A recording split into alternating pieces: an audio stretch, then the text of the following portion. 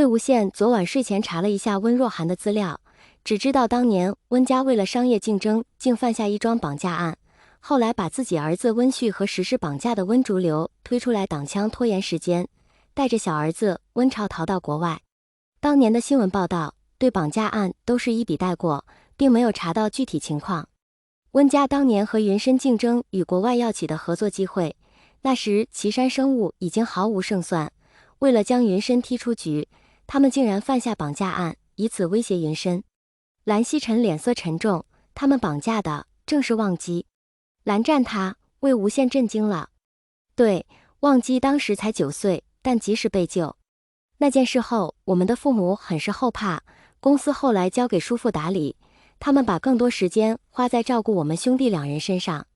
这些年，我们一直在暗中追踪温家在国外的踪迹，这次虽然安排忘机出国调查，但也是在确认安全的情况下进行。蓝曦臣耐心解释，要是确认与温家有关，剩下的交给我们来处理就行。这个其实也可以交给其他人来调查吧。魏无羡还是很担心，是忘机主动要去的。蓝曦臣无奈地笑了，一说到温家，忘机心里还是很生气。但蓝副总他并没有特别恨温家呀，温情不就是蓝副总一手提拔起来的？魏无羡知道蓝忘机用人不拘一格，没见过他对什么人有特别的厌恶。温情虽是温若寒远亲，但他的家族与当年的事没有任何关系。国外环境复杂，我心里还是没底，温家人挺可怕的，万一被对方发现，我怕蓝副总会受伤什么的。魏无羡低下头喃喃道：“你在就没关系。”啊？魏无羡以为自己听错了，我就是怕保护不好蓝副总。无羡，你误会了。蓝曦臣抿嘴偷笑，有你在，忘机行事才会更加谨慎。对了，无羡，听说你要辞职？蓝曦臣不动声色转移话题。啊？没有，不辞了。魏无羡想起蓝忘机那天的反应就有点后怕。那就好。蓝曦臣温和一笑。从蓝曦臣办公室出来后，魏无羡拖着步子缓缓朝副总裁秘书室走去，解决了一个疑惑，内心却多了更多疑问。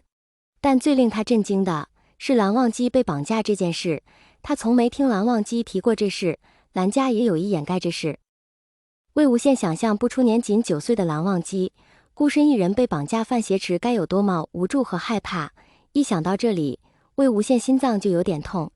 不过好在及时被救了。这时包里的手机忽然震动起来。喂，妈妈，怎么了？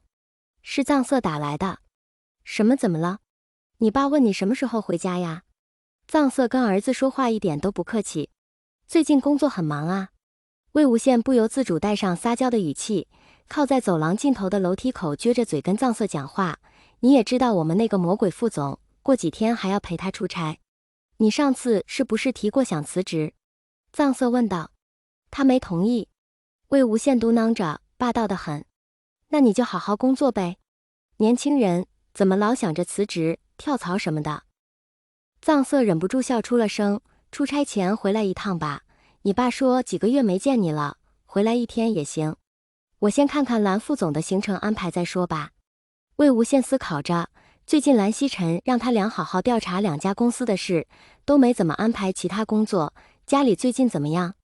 就那样呗，最近淡季，反而轻松许多。藏色说道，就先生和夫人还住着，好歹算是有点收入啊。先生和夫人是经常住在魏无羡家民宿的一对中年夫妇，2人性格随和，特别喜欢民宿周围静谧的环境，而且和魏长泽夫妇挺来缘，专挑淡季的时候过来住。好的，我先忙工作了。魏无羡看到聂怀桑从办公室探出脖子，又立马缩了回去，定了时间再跟你说。出国前回去一趟吧。魏无羡刚挂断电话，身后就响起一个万分熟悉的低沉又富有磁性的声音。魏无羡闭上眼睛，绝望地深吸一口气。蓝副总，您怎么在这里？魔鬼副总有时候也需要走一下楼梯。魏无羡最终得了3天假期，他顺便也按照要求把副总的行程空了3天出来。为什么要调整蓝副总的行程？那是因为对方要求和魏无羡一起回去。魏无羡当时很想拒绝，但蓝副总表示还要去蓝启仁那里一趟，不给魏无羡开口的机会，抬腿又上楼了。魏无羡望着那双修长的双腿消失在楼梯拐角，竟有些出神。魏无羡回头，发现云梦的少爷江澄正站在身后。魏无羡感觉最近反应有些迟钝，2次有人站在身后，自己都没有察觉。到底是什么冲昏了自己的头脑？江总好啊！魏无羡端出职业笑容。江澄是魏无羡大学同学，2人父亲是旧识。毕业后，他婉拒江澄的邀请，应聘去了姑苏集团总部。你们姑苏集团好高傲啊，难得来一趟，蓝副总居然都不露面。江澄冷哼一声，不好意思，我们蓝副总最近很忙。魏无羡皮笑肉不笑，